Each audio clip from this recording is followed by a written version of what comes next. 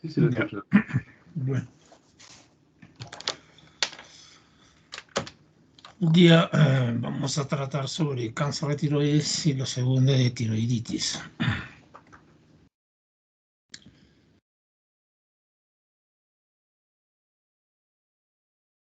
Entonces, comenzamos diciendo pues, que el cáncer de tiroides es un tumor maligno que comienza definitivamente pues, en las células tiroideas. Si bien es raro en comparación con otros cánceres, pero hay que tenerlos siempre presente. Entonces,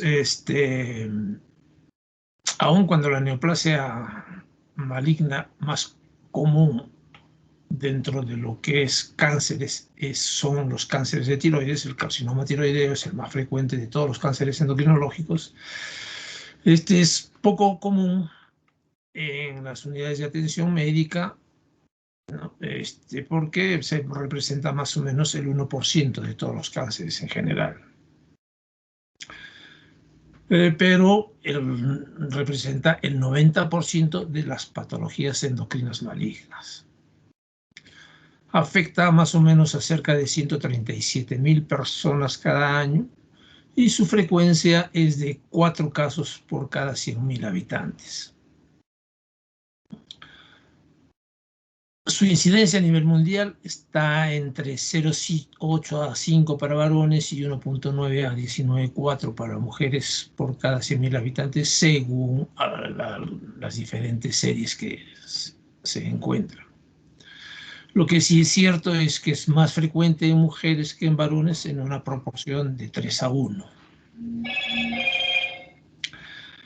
La mortalidad es de 4 casos por cada 100.000 por cada millón de habitantes y se observa comúnmente en las personas mayores de 30 años. Es decir, que solo 1 de cada 10 cánceres de tiroides diagnosticados pueden ocasionar la muerte del paciente.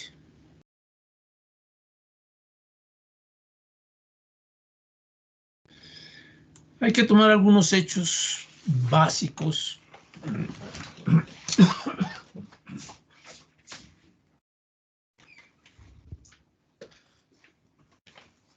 que ya algunos hemos mencionado el día de ayer. Hay mayor riesgo si los pacientes son expuestos a altas dosis de radiación durante la infancia. La incidencia aumenta entonces con la dosis de radiación recibida. A mayor dosis, mayor posibilidad de que pueda aparecer un cáncer de tiroides, ¿no? La radiación, hablamos de radiación que se realiza en el cuello mismo o cerca del cuello en la cabeza, no para cualquier otra patología. Y se dice que el cáncer incluso puede aparecer hasta 40 años después de la exposición a la radiación. Otros trastornos de la tiroides pueden estar asociados a un cáncer con el tiempo, ¿no? Cualquier bocio a largo plazo puede aumentar el riesgo de cáncer. El linfoma se asocia generalmente a una tiroiditis de Hashimoto y es importante tener también antecedentes familiares de cáncer tiroideo, sobre todo las neoplasias endocrinas múltiples que están asociados a un carcinoma medular de tiroides, que va con hiperparatiroidismo y más frecuentemente también con freocromocitoma. Hay que tener presente que los pacientes mayores de 70 años y los pacientes menores de 20 años tienen mayor posibilidad de hacer un cáncer. Si tienen un nódulo tiroideo, la posibilidad de neoplasia en estos extremos de la vida es mucho más alta. Y sobre todo si son hombres. Entonces, estas dos, si asociamos un paciente varón joven, y tiene un nódulo tiroideo, vamos a decir de que tiene más posibilidades que ese nódulo sea maligno.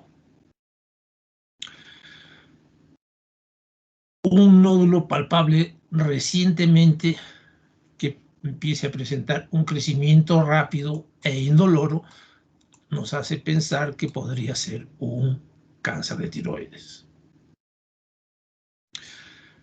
Si el paciente tiene ronquera o una parálisis de las cuerdas vocales, puede estar afectando el nervio recurrente laringio y por lo tanto hay que también sospechar de una neoplasia. Si el nódulo tiroideo, habíamos dicho de ayer, que mide más de 4 centímetros, la posibilidad de neoplasia es alta y hay que operar. Sobre todo si estos pacientes contienen o tienen adenopatías palpables y principalmente si está fijado a zonas o estructuras profundas, es decir, que el nódulo tiroideo no se desplaza con la dilución, está fijo a los planos profundos. Entonces, el signo principal de un cáncer tiroideo, el paciente nos va a referir que tiene un bulto, es decir, un nódulo en la tiroides. Las pruebas de sangre en general no son de mucha ayuda para encontrar el cáncer de tiroides, y las pruebas de función tiroidea como la TSH generalmente están normales, aun cuando el cáncer esté presente. Entonces, el examen del cuello es la forma más común como se pueden encontrar los nódulos y el cáncer de tiroides. Con mucha frecuencia, los nódulos tiroideos se encuentran incidentalmente en pruebas de imágenes como la tomografía computarizada o ultrasonidos del cuello realizados por otros motivos que no tengan relación con la tiroides. Entonces se hace una tomografía o una ecografía por otros motivos y de repente se encuentra un nódulo tiroideo. Ocasionalmente también el nódulo tiroideo lo puede encontrar el paciente mismo. Él se encuentra un bulto y al mirarse en el espejo nota pues que tiene el bulto, o el paciente al abotonarse la camisa o ponerse el collar, de repente encuentra un bulto y él es el que hace el diagnóstico del nódulo y acude a la consulta. Raramente los nódulos o cánceres de tiroides pueden causar síntomas. En estos casos, los pacientes pueden quejarse de un dolor en el cuello o un dolor que se puede irradiar a la mandíbula y al oído. Y si ya el nódulo es mucho más grande, entonces puede tener ya otras alteraciones como compresión de la tráquea o del esófago, no produciendo disnea o disfagias. Y en algunas ocasiones, pues, el paciente refiere sentir un cosquilleo en la garganta. Entonces, si tenemos todas estas condiciones, nosotros debemos preocuparnos por hacer el diagnóstico de un estudio más profundo. ¿Qué tipos de cánceres tiroideos conocemos? Existen 4 tipos de cáncer tiroideo propios de la tiroides: el carcinoma papilar, el carcinoma folicular, el carcinoma medular y el anaplásico. Tanto el carcinoma papilar como el folicular se denominan cánceres de tiroides bien diferenciados, debido a que las células cancerígenas se ven y se comportan como células tiroideas normales. Y representan estos 2 tipos de cánceres el 90% de todos los cánceres tiroideos. Y ambos tienen un crecimiento lento, como vamos a ver. Cuando detectamos nosotros un cáncer de tiroides, podemos dividirlo en 2 grandes grupos. O que se trate de un cáncer primario, sea folicular, papilar, medular o anaplásico, o puede ser también metástasis de un tumor a distancia. Entonces, el primer tipo de cáncer que vamos a tratar es el carcinoma papilar de la tiroides. Es la neoplasia más frecuente de la tiroides. Se presenta casi en un 70% de los cánceres de tiroides son de este tipo. Su incidencia es mayor en mujeres, ¿no?, en una proporción de 4:1. Esto significa que de cada 10 pacientes, por lo menos que tienen cáncer o tiroideo, 7 son mujeres de este tipo de cáncer. Y se ve, como hemos dicho, en las personas sobre todo con antecedentes de irradiación cervical. Se presentan generalmente entre los 30 a 50 años de edad, es decir, más o menos en un promedio de la cuarta década de la vida, aunque también se ha observado en la infancia. Es decir, que este tipo de cáncer papilar puede ocurrir a cualquier edad. Se ha visto en niños, se ha visto en gente joven o en mayores de edad.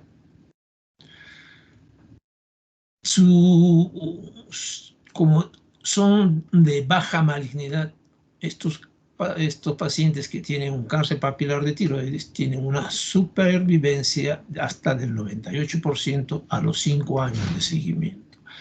Por eso es que se dice que estos tipos de cánceres son hasta cierto punto cánceres benignos, porque no producen, bueno, no tienen una mortalidad alta, es al contrario, muy baja, y como vamos a ver, el tratamiento también va a hacer que la mortalidad pues sea bajísima. Entonces, decimos que el carcinoma papilar es un tumor bien diferenciado, puede ser unilateral o también puede ser bilateral, y al diagnóstico en la gran mayoría de pacientes está confinado a la tiroides. Y un 15% pueden tener una invasión extratiroidea. Y hasta un tercio de pacientes tienen un compromiso linfático. La presencia de metástasis a distancia al momento del diagnóstico es muy infrecuente, ¿no? Menos del 5%. Cuando hacemos diagnóstico, es rarísimo que los pacientes ya tengan algún tipo de metástasis en otras zonas. Entonces, es una neoplasia de evolución indolente, larvada y con muy buen pronóstico.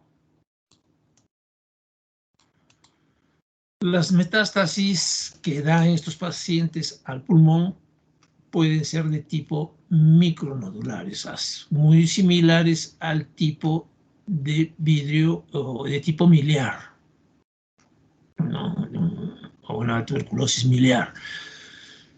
Y cuando se hace estudio anatomopatológico, vamos a ver que tiene característicamente imágenes en vidrio esmerilado. Este tipo de tumores presentan calcificaciones, que son los llamados cuerpos de Samoma. Y sus células son positivas para la tiroglobulina y el factor de transcripción.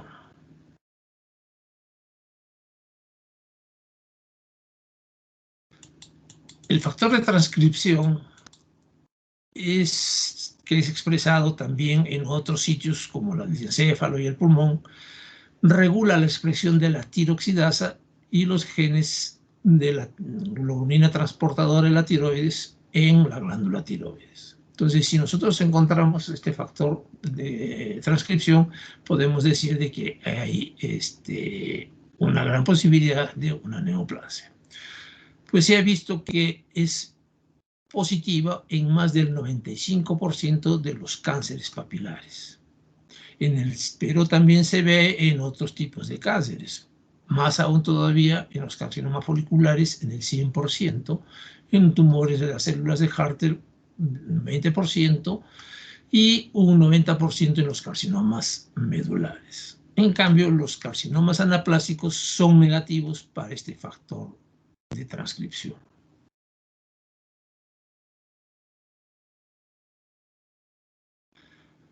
Entonces, la clínica de este tipo de cáncer papilar, vamos a encontrar que es un nódulo único, indoloro y de crecimiento muy lento, ¿no? Es decir, que es un tumor que tiende a crecer muy lentamente y con frecuencia puede extenderse a adenopatías cervicales y que son indoloras.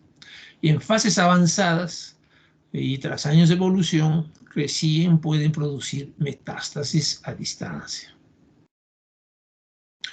Pero sí tienen una metástasis precoz, pero a los ganglios cervicales, ¿no? Es muy raro que este tumor tenga metástasis a través de la sangre. Entonces hemos visto que tiene una alta supervivencia a los 5 años, a diferencia de los otros tipos de cáncer.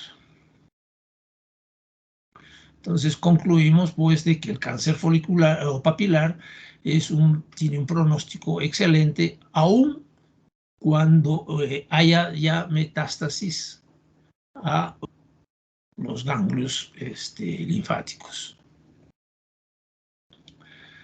El segundo tipo de cáncer que vamos a tratar es el carcinoma folicular. Este carcinoma folicular sigue en frecuencia al carcinoma papilar en un 10 a 15% de todos los cánceres tiroideos, y es mucho más frecuente que el carcinoma, mucho menos frecuente que el carcinoma papilar. Y en algunas series incluso hablan de que se presenta en un 5 a 10%, ¿no? En otras series 10 a 15%. Por lo general, este tipo de cáncer se presenta en las poblaciones de mayor edad, es decir, a partir de los 50 años, y muy raro en niños, a diferencia del cáncer papilar, que es un poco más frecuente ver en personas jóvenes, incluso niños. En cuanto a su comportamiento clínico, hay que distinguir dos tipos de patrones. Uno que tiene una mínima invasividad y con encapsulamiento del tumor. Por suerte, es el que se encuentra en la mayoría de ocasiones. Y el otro sí tiene una invasividad más alta y va más allá del tumor, y va a presentar metástasis a distancia. Se ha reportado que más o menos un 25% de estas neoplasias van a presentar dicho comportamiento, ¿no? El de invasividad. Entonces, en la clínica vamos a encontrar dos tipos. Uno no invasivo, encapsulado, y otro con una invasividad más alta. La etiología del carcinoma folicular en la mayoría de ocasiones es monoclonal. Sin embargo, se han descrito mutaciones puntuales en algunos cánceres, como por ejemplo el RAS, una mutación que según el autor Medena se identifican hasta en el 40% de los casos, y que según otros autores también se pueden manifestar en otro tipo de cánceres. Es decir, que no es específico del carcinoma folicular, pues se encuentra también en el carcinoma papilar. También se ha descrito la mutación del PAX8, el PIPAR gamma, hasta en un 41% de los casos de pacientes que presenten este tipo de cáncer. La incidencia es mayor en regiones donde hay una deficiencia de yodo. O sea, se ha visto de que en las zonas con déficit de yodo, en zonas endémicas, de mozo endémico, la incidencia de carcinoma folicular es más alta. También es más frecuente en su incidencia en mujeres. Aparece también en personas mayores, ¿no?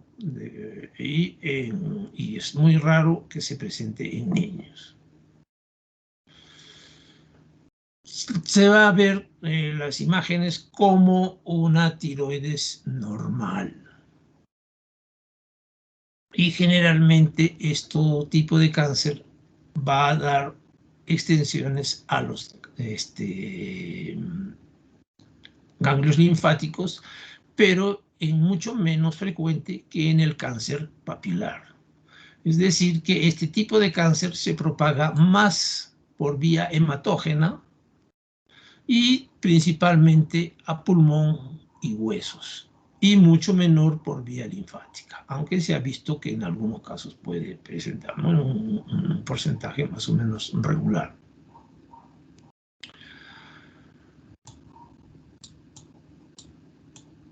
En cuanto a la clínica, el carcinoma folicular es muy parecido al carcinoma papilar, ¿no? Es decir, que vamos a tener un nódulo tiroideo único, indoloro y de consistencia variable, generalmente duro.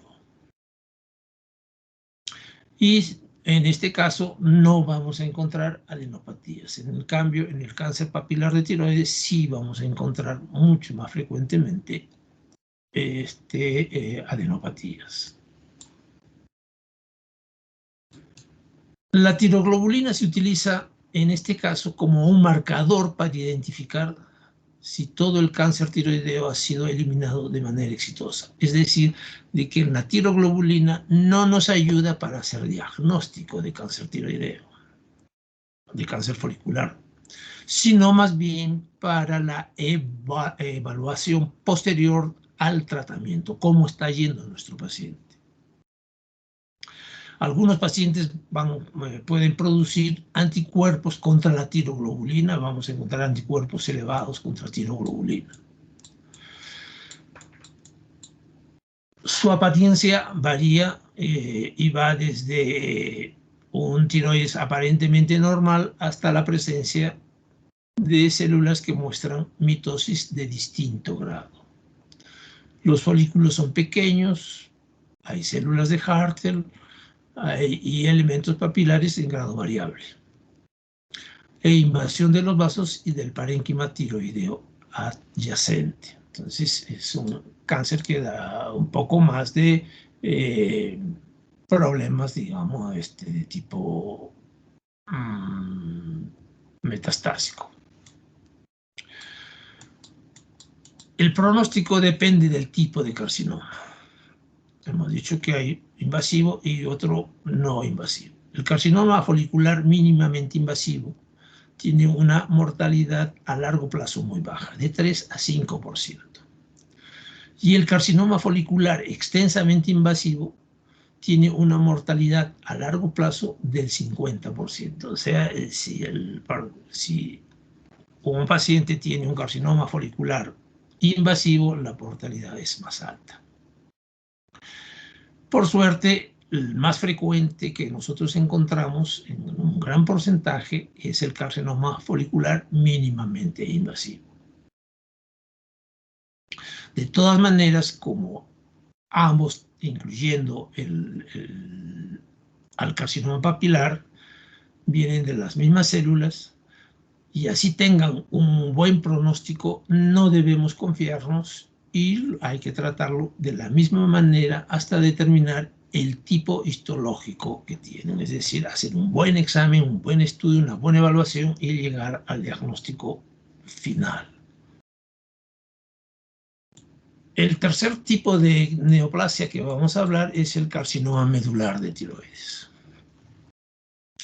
Este da cuenta de un 5 a 10% de todos los cánceres de tiroides. Puede ser esporádico o puede ser familiar. Y dentro de las formas familiares están las neoplasias endocrinas múltiples, tipo 2A, el tipo 2B, y el carcinoma medular de tiroides familiar. Es decir, que no tiene relación con la neoplasia endocrina múltiple. O sea, no tienen las características de un MEN, ni 2, ni MEN A ni B. El marcador del carcinoma medular de tiroides es la calcitonina. ¿Por qué? Porque este tipo de cáncer procede de las células parafoliculares o células C, que son las que van a producir la calcitonina. Pero así tan como la tiroglobulina no es no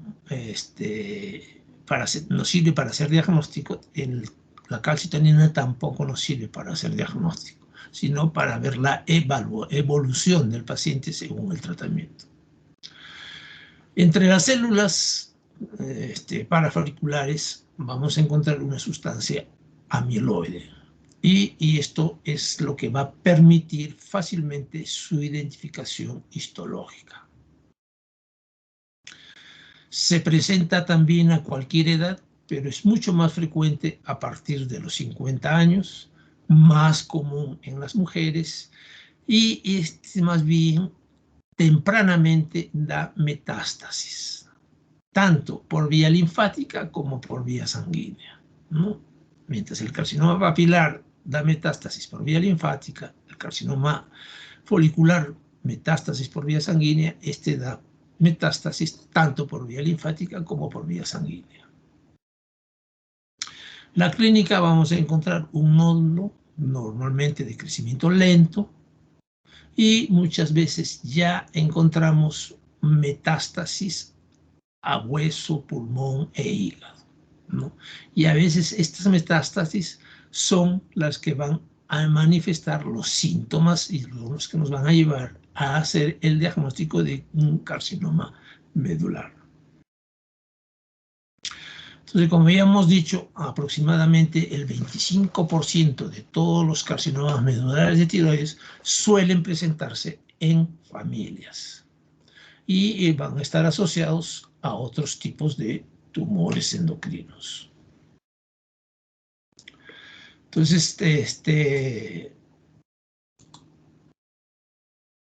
tenemos que el carcinoma medular viene de la célula C y es importante porque estas células, como producen calcitonina, entonces podemos hacer estudios de calcitonina. También se dice que se puede hacer estudios del antígeno carcino embrionario para el seguimiento de estos pacientes. Entonces, el carcinoma de tiroideo, de medular de tiroides, es más fácil de tratar y controlar si hacemos un diagnóstico temprano antes que se disemine a otras partes del cuerpo. Así como produce calcitonina y el antígeno carcino embrionario, y también puede producir otras hormonas polipeptídicas, como es la histamina, la ACTH, la serotonina. Y este tipo de cáncer no tiene la facilidad o la capacidad de absorber yodo. Entonces, en el tratamiento de estos pacientes no se va a utilizar el yodo radioactivo para tratamiento.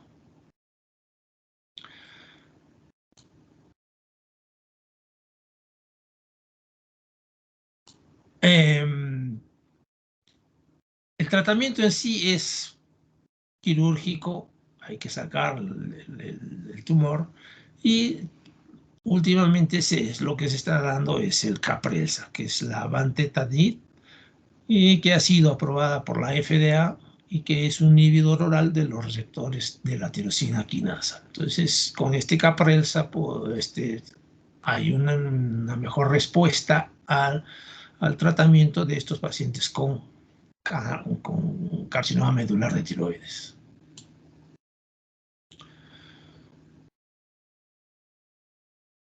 El cuarto tipo habíamos mencionado que era el cáncer tiroideo no diferenciado o cáncer tiroideo anaplásico. Este tipo es el cáncer más avanzado y agresivo y el menos probable que responda al tratamiento. Por suerte también, así como es el más agresivo y que menos respuesta al tratamiento, también es el menos frecuente y representa aproximadamente 1 al 2% de todos los cánceres tiroideos. La edad de presentación es mayor aún en los pacientes mayores de 60 años, ¿no? Es altamente maligno, no es encapsulado y se extiende a estructuras adyacentes y también por vía hematógena en forma temprana, es decir, que este tipo de cáncer da metástasis muy tempranamente. Es de gran malignidad y también procede de las células foliculares. Tiene una mortalidad elevada del 90 al 100%, tiene un índice de supervivencia de 3 a 6 meses después del diagnóstico. Entonces, la mortalidad es alta y temprana. Las células son atípicas, las metástasis ganglionales y a distancia aparecen precozmente, también a pulmón, a hueso, a cerebro. Y la clínica se caracteriza por la aparición de un tumor cervical anterior que suele ser doloroso, que crece rápidamente y que tiene una consistencia dura y pétrea. Y uno de los que presentan rápidamente síntomas locales como es ronquera, disfagia y disfonía.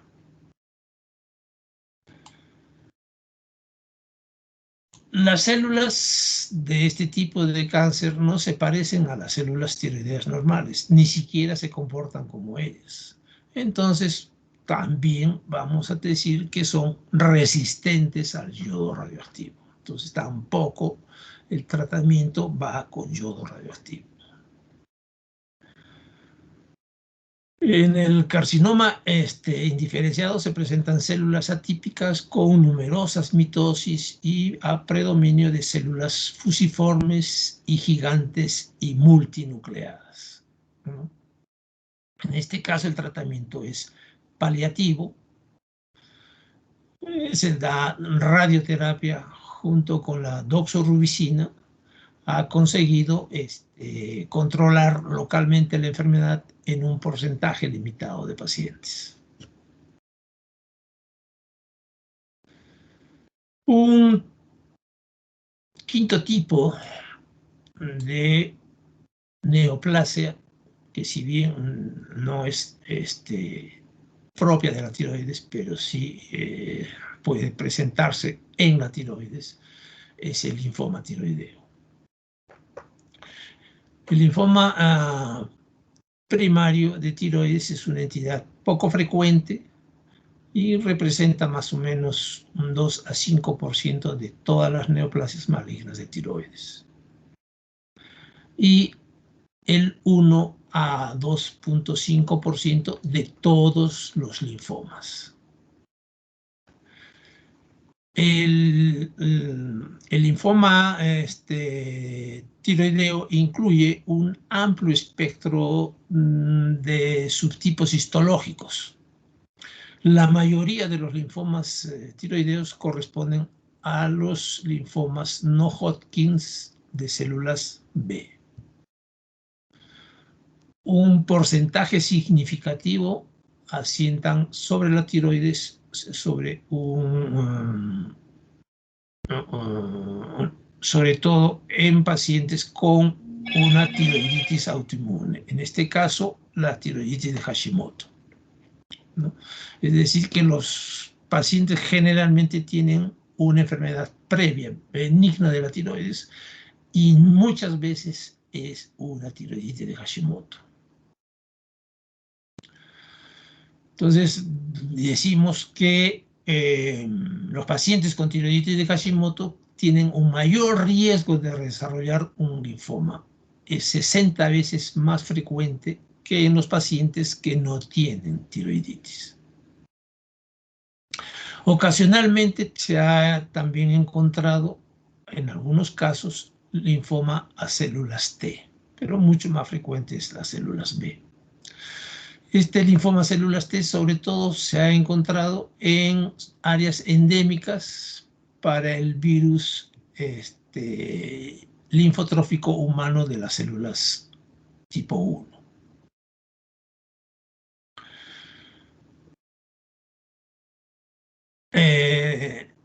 Otro tipo de linfoma que se puede encontrar también es el linfoma extranodal de la zona marginal asociada a la mucosa. Es mucho más frecuente encontrar esto en mujeres de edad avanzada. Y como hemos dicho, más frecuentemente si hay una enfermedad benigna de la tiroides, sobre todo la tiroiditis de Hashimoto. La clínica es muy parecida al carcinoma anaplásico, pero el crecimiento es un poco más lento.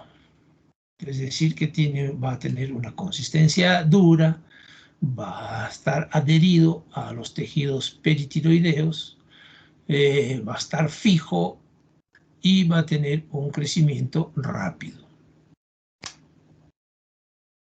Muchos pacientes van a tener signos y síntomas de compresión traqueal, compresión esofágica o de otras estructuras del cuello, lo que nos va a ocasionar de repente que el paciente se presente con disnea, con disfagia, con estridor, con dolor y edema facial. Estos síntomas generalmente comienzan a manifestarse algunos meses antes del diagnóstico, aunque en muchas ocasiones puede existir una historia de bocio asociado a un hipotiroidismo previo.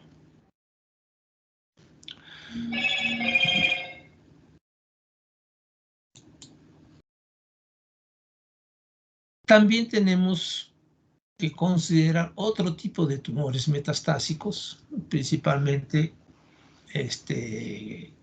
cánceres como el melanoma, el carcinoma de pulmón, el cáncer de mama y el cáncer de esófago, que pueden ir también a metastatizar a la tiroides. Entonces, para siempre aclarar más y hacer una mejor evaluación de nuestros pacientes, hay que tener siempre presente los signos y síntomas que inicialmente hacen sospechar de malignidad de un nódulo tiroideo. Hemos dicho los antecedentes de irradiación cervical, la edad inferior a los 20 años o superior a los 60, el sexo masculino, que sea un nódulo único, mayor de 4 centímetros, que sea de aparición reciente, con un crecimiento rápido y consistencia pétrea. Presencia de neuropatías cervicales y signos y síntomas de compresión, que nos va a indicar invasión a estructuras cervicales proximales.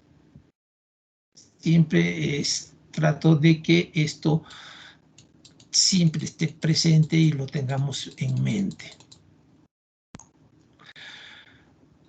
Entonces, los síntomas de un cáncer tiroideo generalmente son dolor frecuente en el cuello, a los oídos, dificultad para tragar, tener problemas para respirar, ¿no? A veces se puede confundir con asma.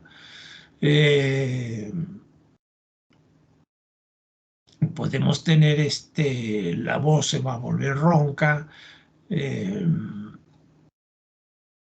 padecer de tos que no tiene una causa, una etiología evidente, no hay resfríos o catarro y muchas veces no hay síntomas y es un hallazgo médico.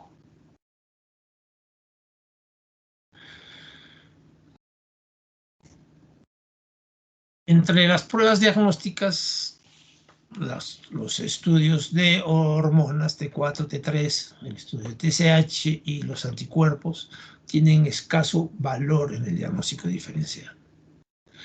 Hemos dicho que la tiroglobulina no tiene valor diagnóstico, ya que sus valores se correlacionan con el tamaño y no con la naturaleza del nódulo. La calcitonina también, sus valores van a estar elevados, son casi sinónimo de carcinoma medular de tiroides, pero nos sirve como un estudio de la evolución del tratamiento, ¿no? Cómo está yendo nuestro tratamiento. Se puede hacer ecografía cervical de alta resolución, gamografías tiroideas, la biopsia, las pruebas isotópicas, tomografía computarizada y resonancia magnética. Son todos los estudios que debemos realizar cuando encontramos un nódulo tiroideo con alta sospecha de malignidad.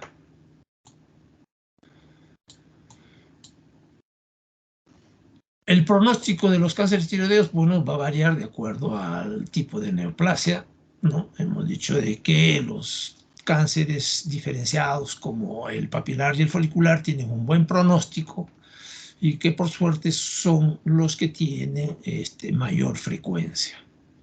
Y los que tienen peor pronóstico son los cánceres medular anaplásico y los linfomas y los otros tipos de cánceres de otras zonas.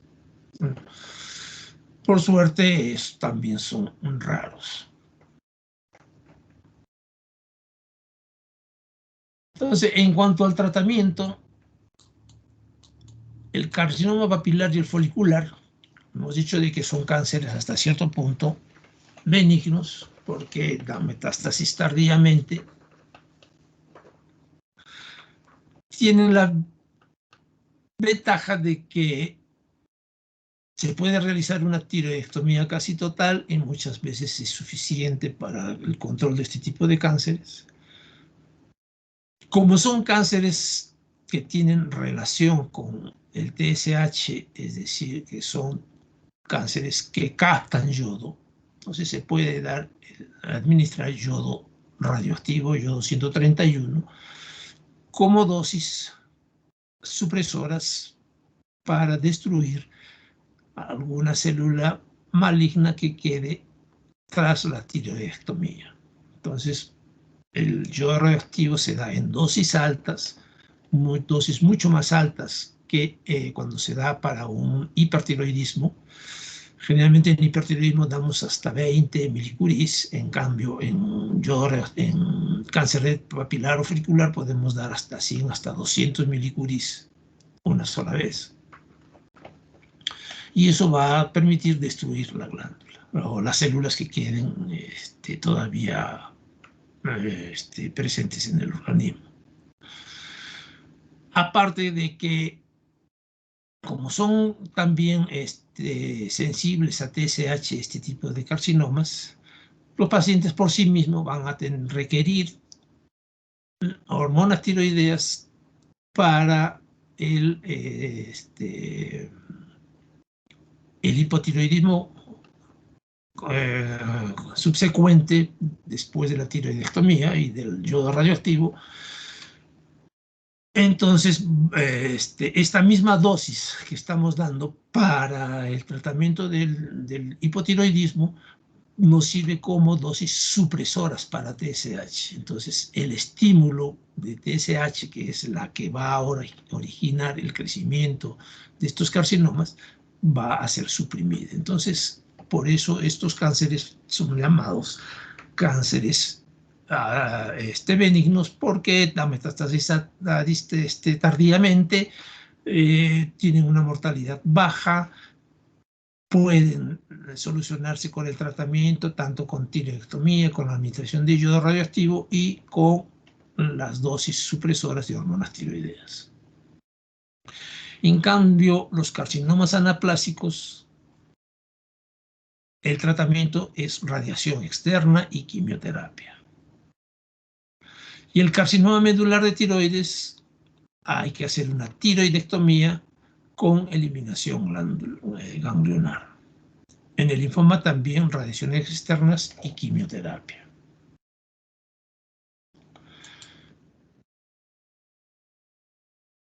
Entonces, el seguimiento del cáncer tiroideo requiere un seguimiento concreto, ¿no? Hablamos de carcinoma papilar y folicular.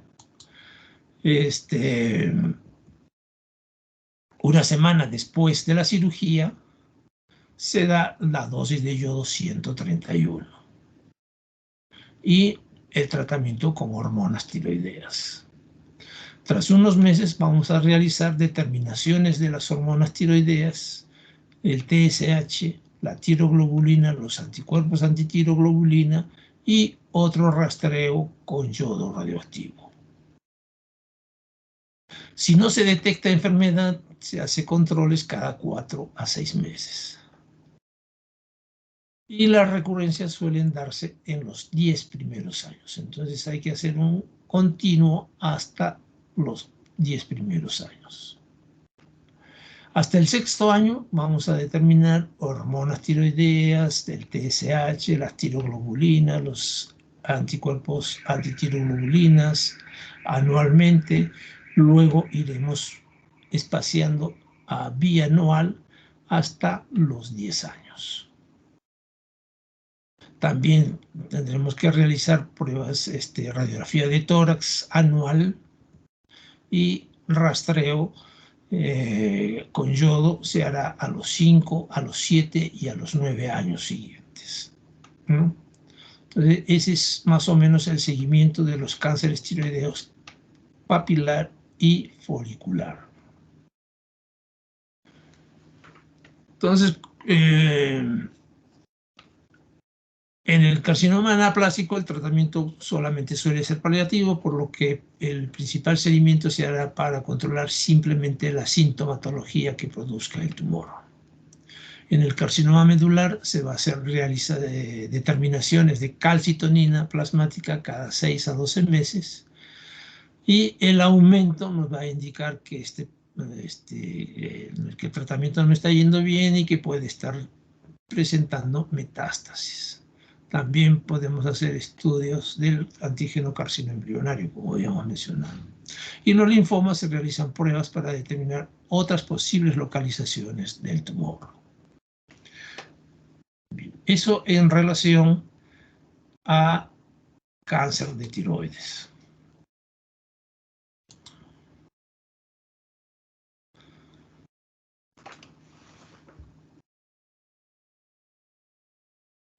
Si hay alguna pregunta, mientras tanto vamos buscando el otro tema.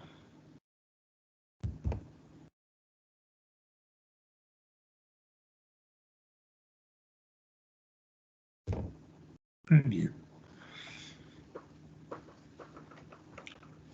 Entonces el siguiente tema pues vamos a hablar ya de tiroiditis. La tiroiditis es causada por un ataque a la tiroides de tipo inflamatorio y el cual va a producir daño a las células tiroideas. La mayoría de los casos de tiroiditis son causados por anticuerpos contra la tiroides.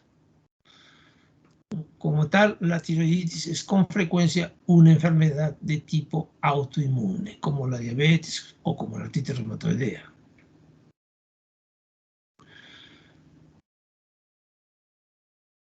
También se ha visto de que algunas personas tienen anticuerpos contra la tiroides, aunque estos también pueden presentarse en familias. No siempre todos los anticuerpos, cuando las personas que tengan anticuerpos significa que tienen una tiroiditis, ¿no? Entonces, ¿cómo clasificamos nosotros a la tiroiditis? Entonces decimos generalmente que la tiroiditis incluye un grupo de trastornos individuales que van a producir un proceso inflamatorio de la glándula. Y incluye un trastorno en los cuales la inflamación tiroidea puede llevarnos a un daño total de la glándula tiroides, sobre todo cuando hablamos de tiroiditis crónica, como vamos a ver.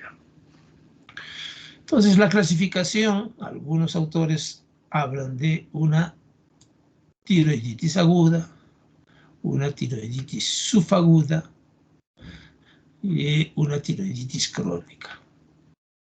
Y otras causas de tiroiditis. Dentro de las tiroiditis subagudas podemos dividirlas en la tiroiditis granulomatosa o de Kerr-Weill, en la linfocítica o silente o indolora y en la tiroiditis postparto. Y las tiroiditis crónicas estaríamos hablando de la tiroiditis de Hashimoto y el estruma de Riedel. Y por otros tipos de tiroiditis que son generalmente por fármacos o por radiación.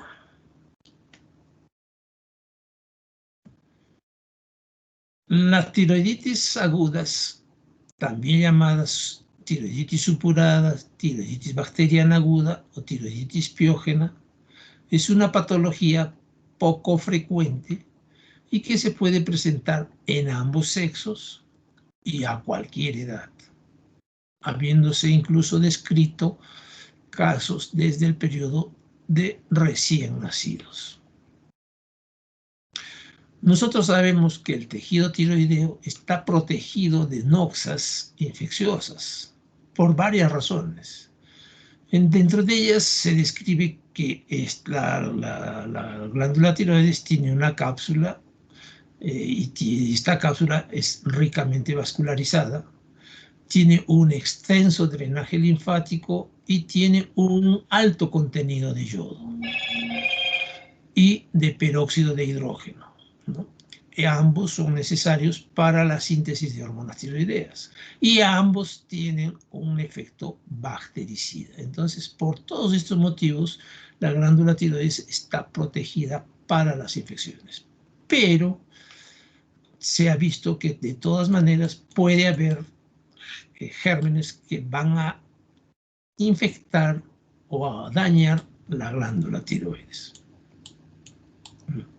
Y existe pues un amplio espectro de microorganismos que van a influir en la producción de este tipo de tiroiditis. Sobre todo la flora orofaringea normal ha sido descrita para el desarrollo de la tiroiditis subaguda. Y entre ellos tenemos, por ejemplo, los estreptococos, el estreptococo piógenes, el estafilococo, el estreptococo pneumoniae, los bacteroides, los peptococos y otros gérmenes menos frecuentes, por ejemplo, la salmonela, la pasteurella. Incluso se ha visto hongos como la Aspergillus, Actinomyces, la cándida, también se ha visto sobre todo en pacientes inmunocomprometidos. También en pacientes que puede haber tuberculosis, sífilis y algún tipo de parasitosis. Por ejemplo, en SIDA se ha visto también que una de las causas de tiroiditis agudas es el Pneumocystis carinii. Entonces, entonces hablamos de tiroiditis aguda o tiroiditis bacteriana o piógena porque está dada por un proceso infeccioso. Y la infección se adquiere por vía hematógena o por vía linfática. Se puede adquirir por contigüidad desde los tejidos adyacentes como garganta, boca, pulmones o también a distancia de otras partes del cuerpo, infecciones en la piel, infecciones urinarias, pueden producir ir a localizarse a nivel de la glándula tiroides. Se ha visto mecanismos como laceración del esófago por un cuerpo extraño, el cual va a penetrar hacia el tejido tiroideo y va a ocasionar posteriormente una infección. Entonces, traumatismos agudos cervicales, como por ejemplo complicación de una punción diagnóstica para descartar un problema neoplásico hecho por médico, por ejemplo una iatrogenia, puede podemos introducir, si no hacemos una buena asepsia, gérmenes dentro de la glándula tiroides. También se ha visto problemas ya de tipo anatómico, ¿no? Como por ejemplo la persistencia del conducto tirogloso en niños, que es un factor predisponente a la infección, sobre todo en niños. Nosotros hemos tenido un caso de este tipo.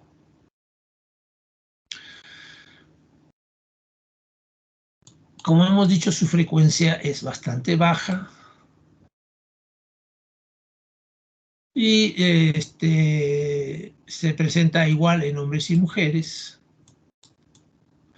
y sobre todo en pacientes inmunodeprimidos, en pacientes ancianos o con enfermedades crónicas o en pacientes con síndrome de inmunodeficiencia adquirido, son los que tienen mayor riesgo. Dentro de las características clínicas, los síntomas que predominan van a tender a aparecer rápidamente. Los síntomas clínicos predominantes son el crecimiento agudo y doloroso de la glándula tiroides, más comúnmente del lóbulo izquierdo, dolor al extender el cuello, por lo que el paciente generalmente va a mantener una flexión del cuello hacia adelante. Vamos a encontrar adenopatías sensibles, fiebre, escalofríos en relación a una bacteremia. Puede haber disfagia, puede haber disfonía, puede muchas veces confundirnos con una faringitis. El paciente va a tener dificultad para tragar alimentos y el dolor puede ser un dolor localizado en el cuello o un dolor faríngeo y que muchas veces puede ser irradiado a mandíbula y oídos. La tirotoxicosis en estos casos es transitoria, es una complicación rara, aunque puede ser posible, y va a diferenciarse de la enfermedad de Graves por la ausencia del compromiso ocular.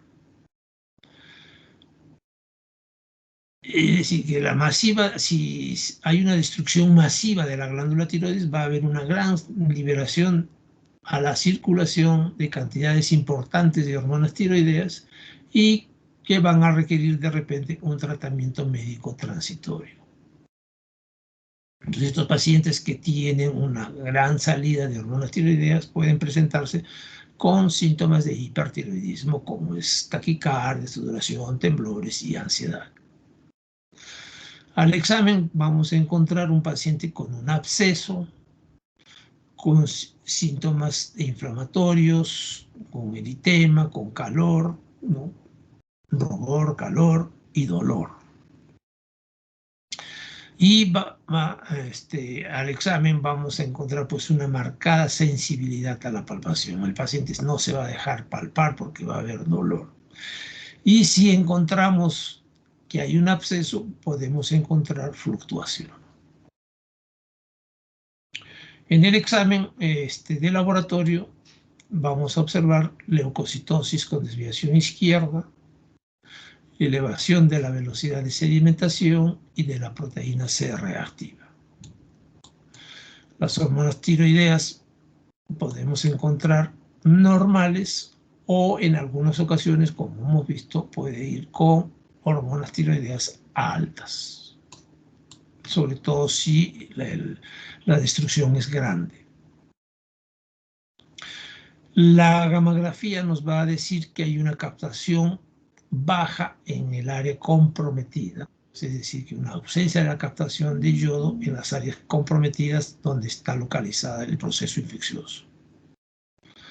Y el estudio se va a hacer con aguja fina, ¿no? Se va a hacer un aspirado y vamos a sacar la pus que se encuentra en esa zona, hacemos un estudio de tinción de Gram y cultivo para aislar el tipo de germen que está infectando la glándula.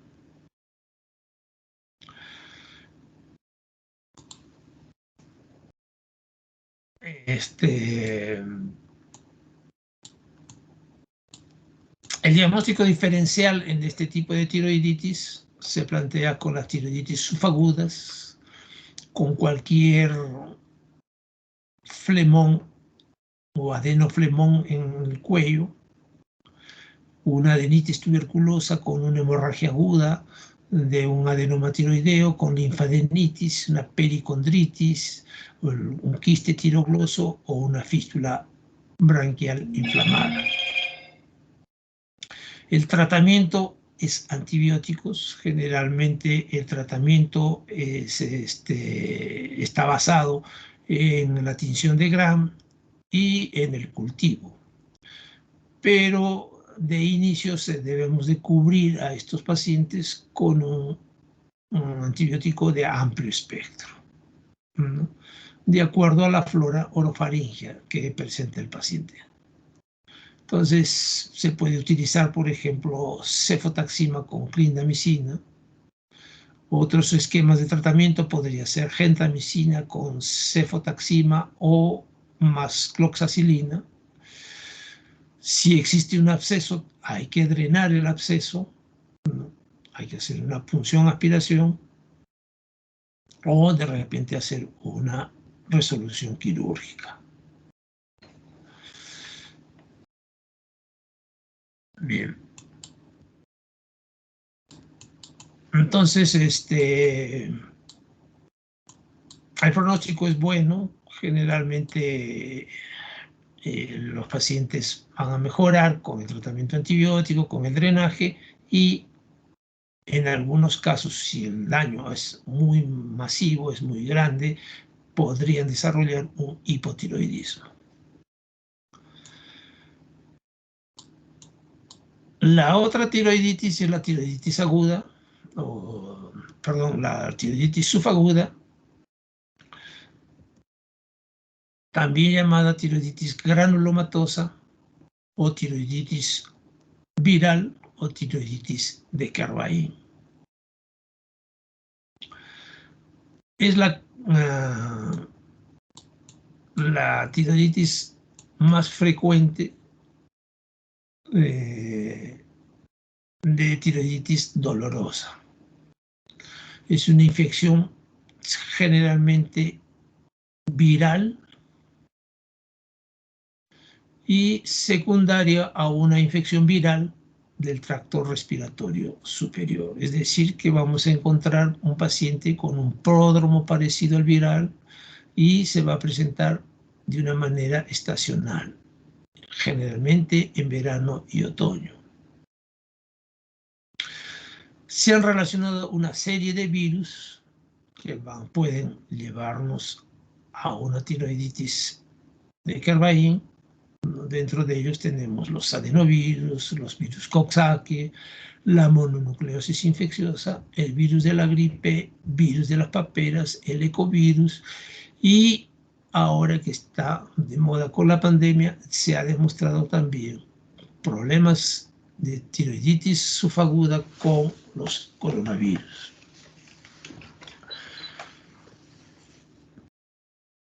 También se ha visto con virus de la parotiditis y con el virus del sarampión. Se dice de que tiene que haber una susceptibilidad genética, y esto está representado por el antígeno de histocompatibilidad W35 y el DR3. Entonces, no solamente es cuestión de tener la infección viral, sino también tener una susceptibilidad genética para hacer este tipo de tiroiditis.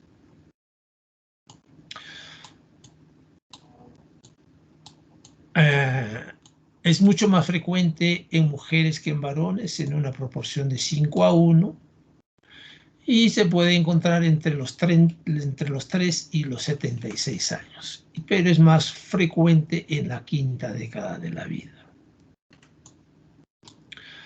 ¿no? Entonces su pico máximo es pues a los 30, 50 años.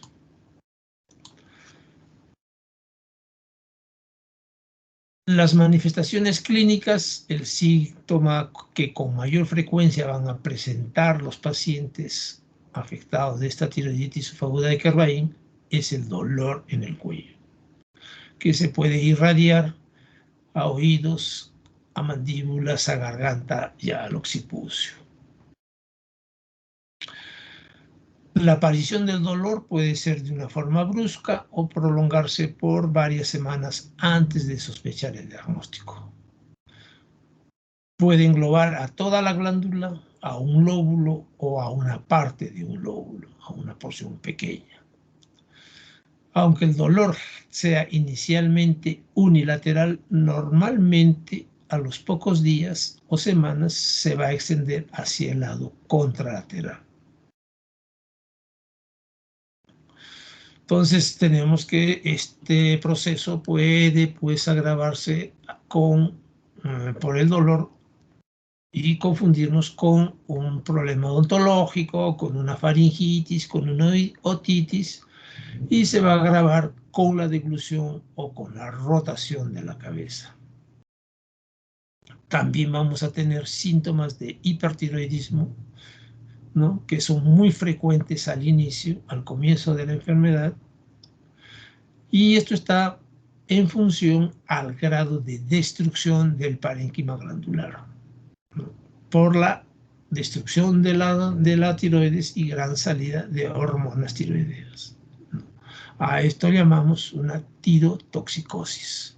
Entonces hay una tirotoxicosis en la fase aguda, ¿no? En el 50% de los casos, que suele ser transitoria, no es muy severa y posteriormente va a ir seguido de un hipotiroidismo también transitorio.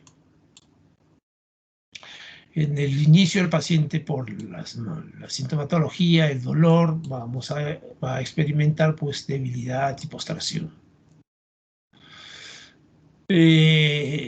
Esto generalmente son pacientes que nos van a decir de que han tenido una infección viral unas semanas antes de que empiece el dolor, que puede incluir pues mialgias, febrícula, astenia, sensación de cuerpo extraño en la garganta, y pasa desapercibido, pasa el tiempo y no empieza a presentar un dolor muy intenso a nivel del cuello. Eso es generalmente lo que el paciente va a presentar de tiroiditis. En el examen físico, lo que vamos a encontrar es un agrandamiento simétrico, nodular y sensible unilateral con unos nódulos firmes o duros.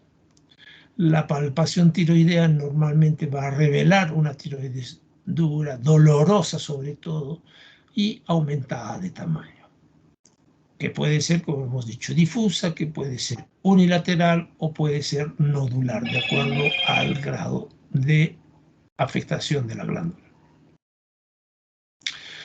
En la piel a veces podemos encontrar síntomas o zonas eritematosas, ¿no? Y que puede hacer confundir de repente con una tiroiditis de tipo agudo. Dentro de los exámenes de laboratorio vamos a encontrar que el hemograma puede ser normal o puede tener una leucocitosis, ¿no? Es decir, que la serie blanca vamos a encontrar normal o ligeramente elevado. Y es frecuente que exista una anemia normocítica normocrómica. Algo que es fundamental en estos pacientes es la elevación de la velocidad de sedimentación. Es el dato analítico más característico de esta tiroiditis, es la elevación de la velocidad de sedimentación. Muchas veces podemos encontrar en más de 100 milímetros en la primera hora, lo que nos va a permitir diferenciarla de otros tipos de tiroiditis, ¿no? Como las tiroiditis crónicas o las tiroiditis indoloras, transitorias, etc.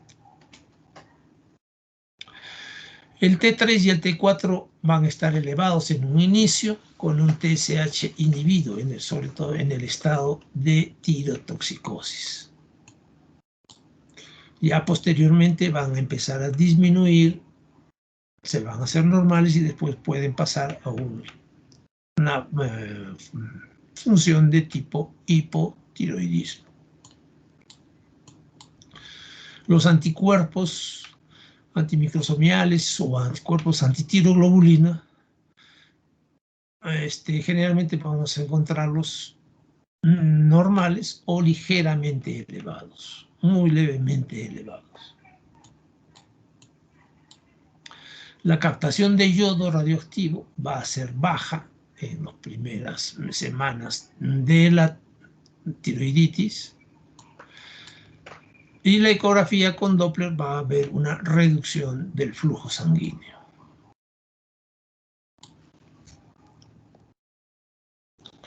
Este tipo de tiroiditis tiene un curso y pronóstico característico, ¿no? Vamos a tener una fase inicial o aguda que va a durar aproximadamente 4 a 8 semanas, ¿no? En la cual va a haber toda la sintomatología que hemos hablado, del dolor, ¿no? Del hipertiroidismo o de tirotoxicosis en este caso, y el tratamiento es simplemente sintomático. Muchos pacientes van a controlar, compensar el dolor simplemente con aspirina o con acetaminofén. Si el dolor es muy severo y no cede a la aspirina o al acetaminofén, entonces podemos dar prednisona.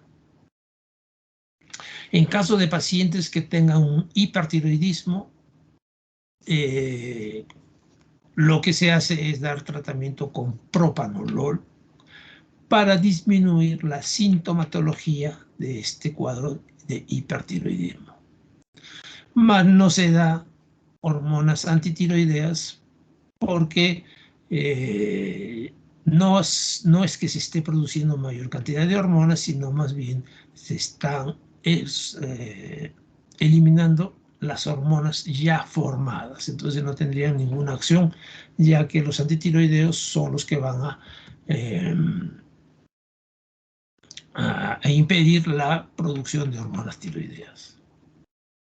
Luego va a entrar en una fase eutiroidea, ¿no? Y posteriormente, debido a que ya empieza a disminuir la cantidad de hormonas tiroideas que están en la glándula, y cuando ya se pierde mayor cantidad de hormonas, van a pasar a un estado de hipotiroidismo. Entonces, una fase aguda de hiper, una fase de eutiroidismo, una fase de hipotiroidismo, y en la cual la captación de yodo todavía va a estar suprimida, pero luego va a incrementar poco a poco en la parte media y tardía de la enfermedad. Su duración aproximadamente es de 2 a 3 meses, y en algunos casos, si es que la sintomatología del hipotiroidismo es muy severa, se puede dar levotiroxina. Y finalmente entramos en una etapa de recuperación. La glándula se recupera y ya no requiere ningún tipo de tratamiento. La mayor parte de pacientes van a seguir un curso normal, no van a volver a presentar ya un cuadro de tiroiditis, pero en algunas ocasiones se puede presentar nuevamente un cuadro de hipotiroidismo.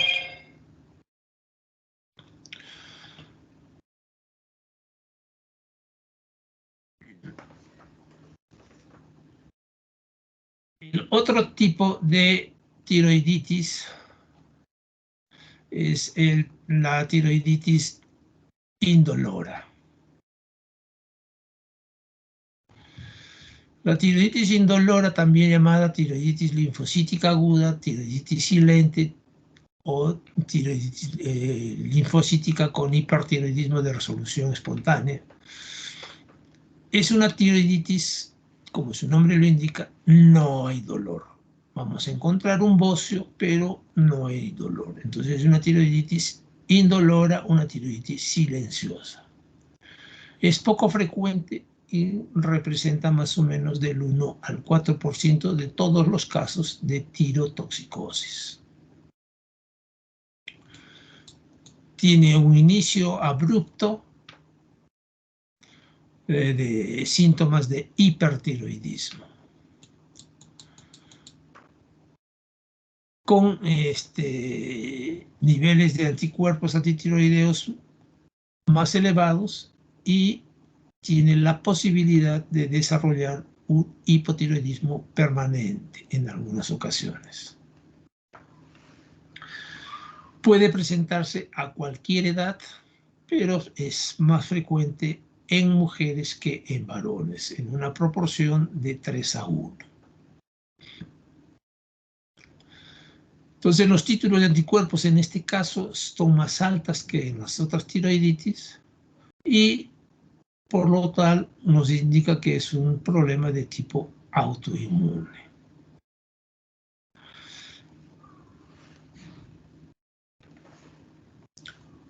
La etiología es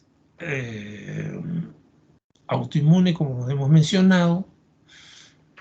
Al examen lo que vamos a encontrar es un bocio ligeramente agrandado, difuso, firme, pero no doloroso.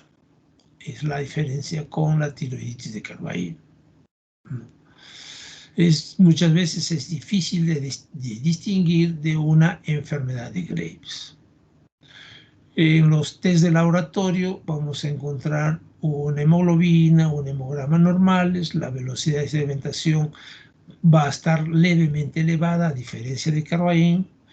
Los estudios de hormonas tiroideas vamos a encontrar un T4, un T3 elevados y una diferencia mayor, una relación de T3 a T4 mayor en relación a T3. Si hacemos una captación de yodo o una gamografía, vamos a encontrar una glándula suprimida durante la fase hipertiroidea. Y eso sí nos puede hacer el diagnóstico diferencial con la enfermedad de Graves, en la cual la captación de yodo va a estar elevada, con hormonas tiroideas altas.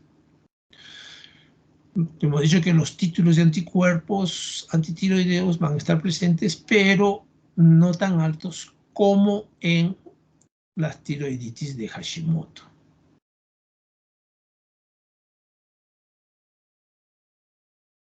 Esta tiroiditis también tiene una fase de hipertiroidismo que va a durar 6 semanas a 3 a 4 meses, una fase de intervalo de eutiroidismo que dura 3 a 6 semanas, un periodo de hipotiroidismo que no va a durar más de 2 a 3 meses y una etapa de resolución o de recuperación.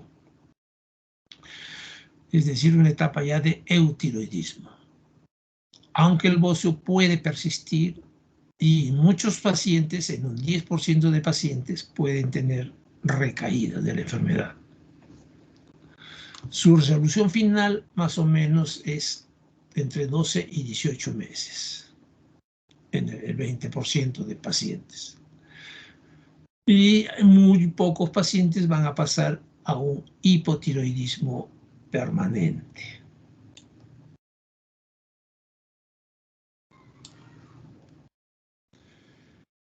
La siguiente tiroiditis es la tiroiditis postparto. Este tipo de tiroiditis, en algunos autores la consideran parte de la tiroiditis indolora. Algunos autores la consideran como una entidad aparte. ¿Por qué? Porque si bien se presenta, es tan similar como la tiroiditis indolora, pero esta se presenta frecuentemente en el primer año después del parto. Por eso se hace la diferencia, pero después el resto es muy similar. Dura entre varias semanas y varios meses y también se normaliza en un periodo de 12 a 18 meses desde el comienzo de los síntomas. En algunos casos se manifiestan complicaciones permanentes como hipotiroidismo. Entonces los síntomas también son de dos fases, síntomas de hipertiroidismo y después síntomas de hipotiroidismo.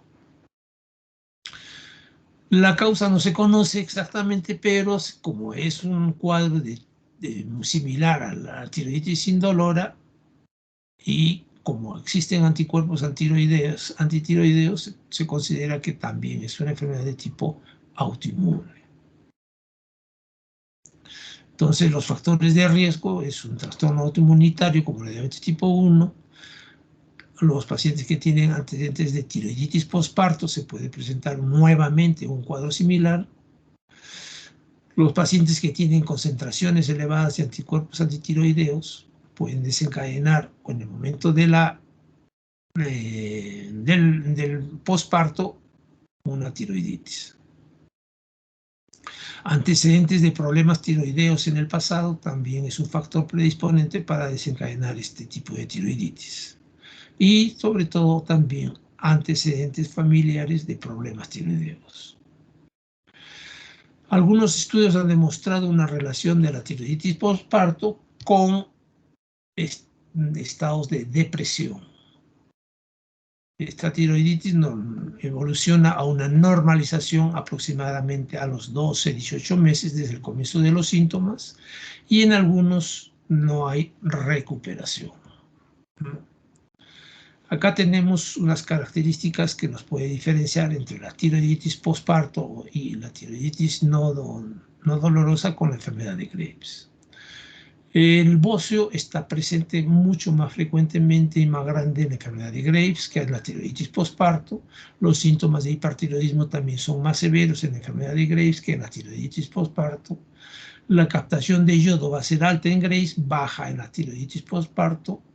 En el Graves vamos a tener la oftalmopatía, mientras que en la tiroiditis postparto o las tiroiditis indoloras va a estar ausente. La evolución, la enfermedad de Graves es con una progresión hacia el hipertiroidismo, en cambio la tiroiditis va a mejorar espontáneamente y en los estudios de anticuerpos vamos a encontrar positivos en ambos grados. Los anticuerpos estimulantes de la tiroide van a estar positivos en la enfermedad de Graves, pero negativos o ausentes en las tiroiditis. Entonces, si nosotros tenemos un paciente con una tiroiditis postparto o una tiroiditis indolora, si en la fase hipertiroidea, generalmente si es asintomático, no se trata, hay que repetir el TSH a las 4 o 6 semanas. Pero si el paciente es sintomático y muy sintomático, entonces podemos dar propanolol.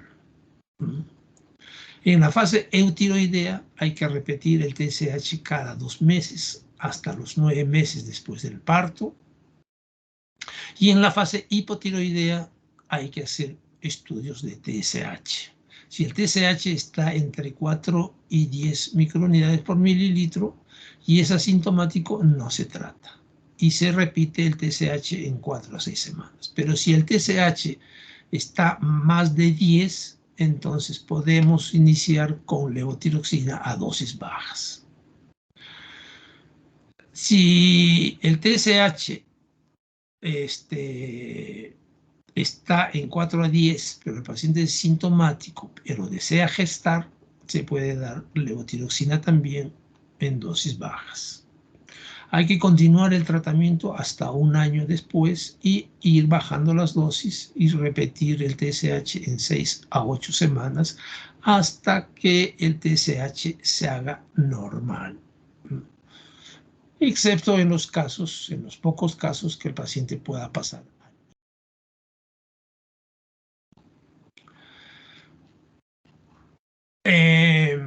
La siguiente tiroiditis es la tiroiditis de Hashimoto, también conocida como linfocítica crónica o tiroiditis crónica o estruma linfomatoso o bocio linfadenoide.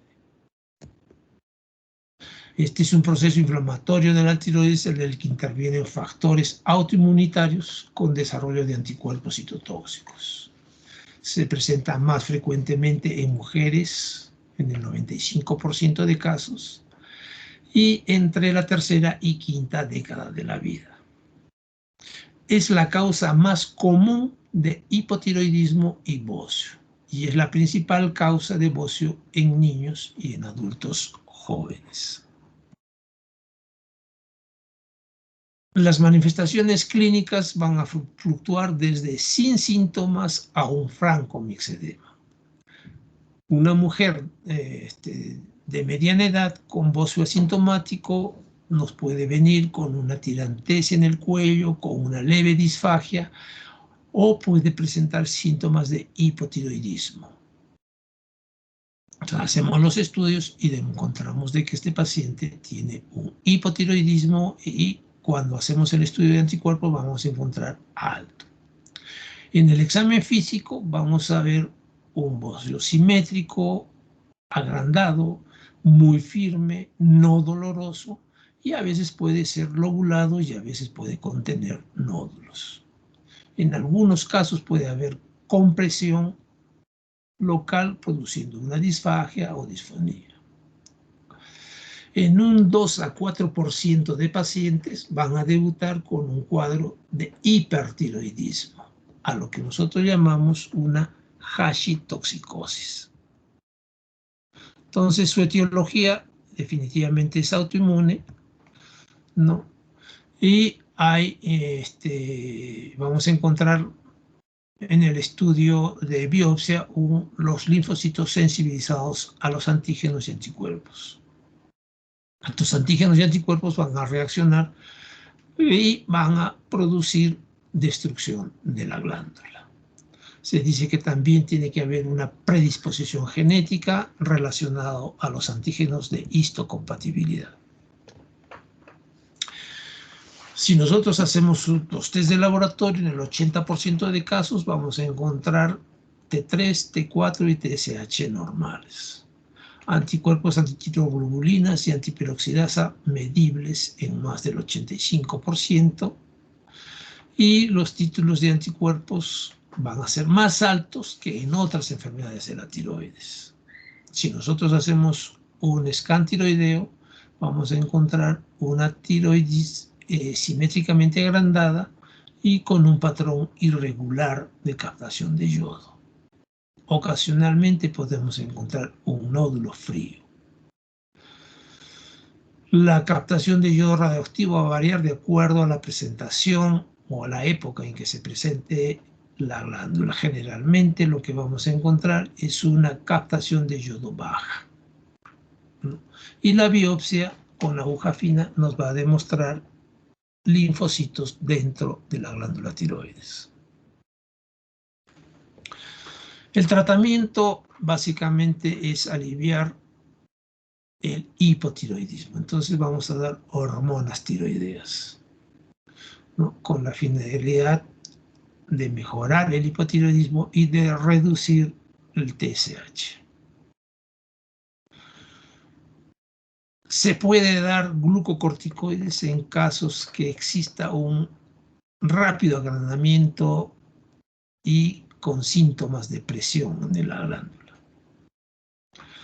La evolución clínica, la mayoría de pacientes van a ir al hipotiroidismo, el cual generalmente va a ser permanente. Muchos pacientes van a debutar con hipotiroidismo. Un paciente con hipotiroidismo, si nosotros hacemos los estudios, vamos a encontrar que el TSH y el T4 elevados, pero con anticuerpos altísimos. Y eso nos va a indicar de que este paciente ha hecho una tiroiditis de Hashimoto y que ha destruido la glándula y que va a permanecer como hipotiroideo. En algunos casos, como habíamos visto, puede presentarse con un cuadro de hipertiroidismo, lo que llamamos hashitoxicosis. El último tipo de tiroiditis propia de la glándula es la tiroiditis de Riedel, que es una enfermedad rarísima de etiología incierta. Algunos dicen que es una variante fibrosa de la tiroiditis de Hashimoto. Se conoce también como estruma de Riedel o tiroiditis fibrosa invasiva. Es rara, la etiología hasta ahora no es conocida. Lo que vamos a encontrar es pues una glándula de consistencia pétrea, fijada a planos profundos y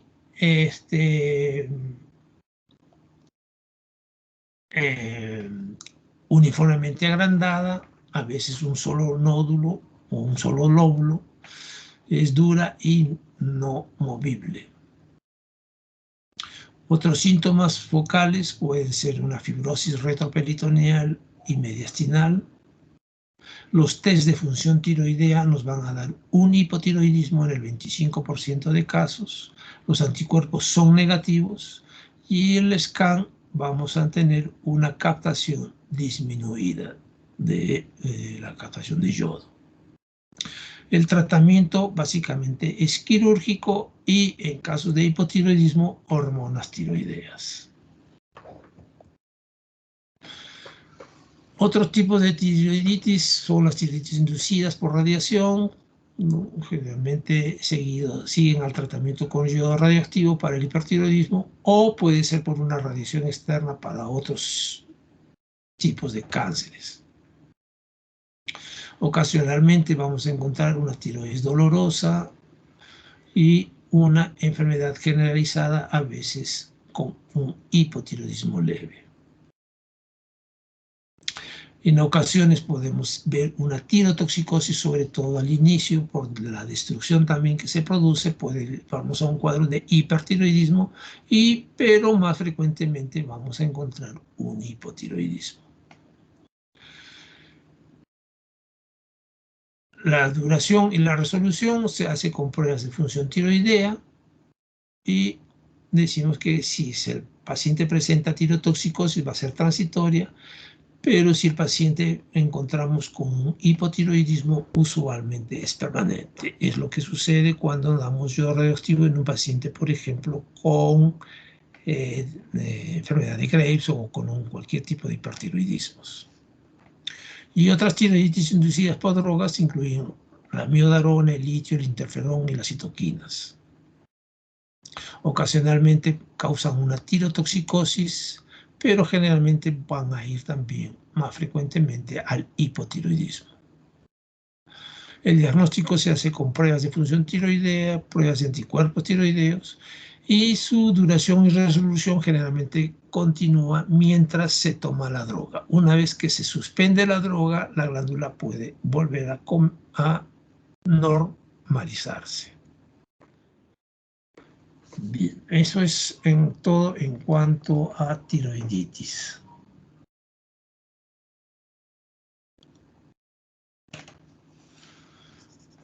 Si hay alguna pregunta.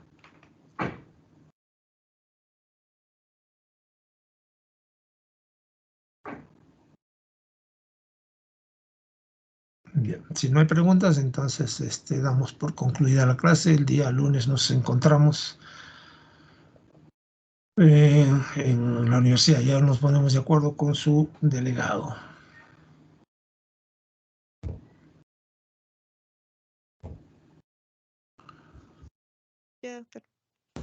Gracias, doctor. Ok, hasta luego.